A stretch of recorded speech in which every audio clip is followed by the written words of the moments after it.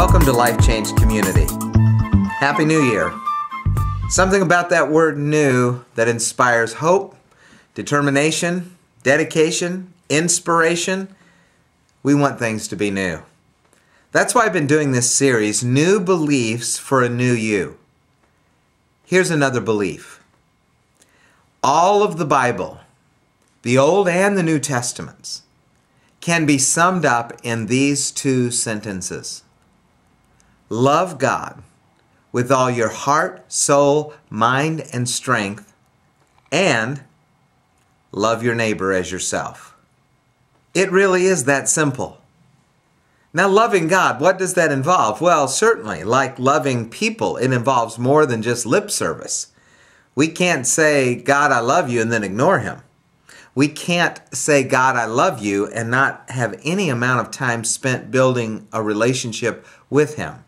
We can't say, God, I love you, and we have no hunger to get to know Him more or in a deeper and more intimate way. We can't say, God, I love you, and we ignore His teaching. We disobey His commandments in a flagrant fashion. As a matter of fact, God says, those who love me will obey me. It's a way we show God our love. Getting to know Him, time spent with Him, a heart and a desire for a more intimate and deeper relationship with Him.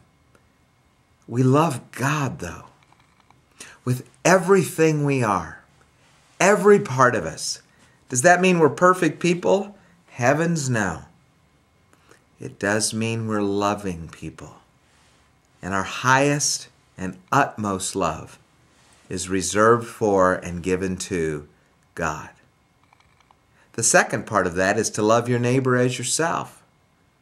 Loving people, I think, can sometimes be harder than loving God, because people are irritating, and people fall short, and people hurt, and people disappoint, and people are unpredictable, and we're people too. That's why Jesus said, do unto others as you would have others do unto you, because you've disappointed, and you've hurt, you've let people down, and you've been irritating. And yet, don't you want basic courtesy? Don't you desire fundamental kindness from others?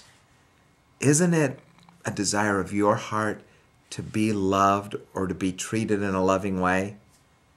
Sure it is. It's my desire too.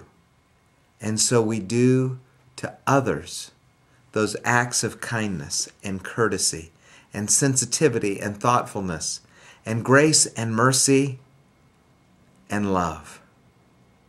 That's why we pray for people who hurt us.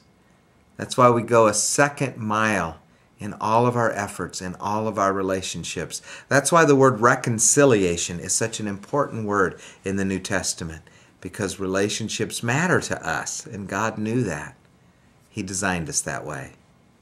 That's why we're to love one another. Do you want to be known as someone who kept all the rules and you made other people do the same thing? Do you want to be known as someone who had a checklist and you expected everybody else to march to the beat of your drum? Do you want to be known as the police for the church or the police for the academy or the police for morality, and you're trying to just keep everybody in line, even if it takes a billy club?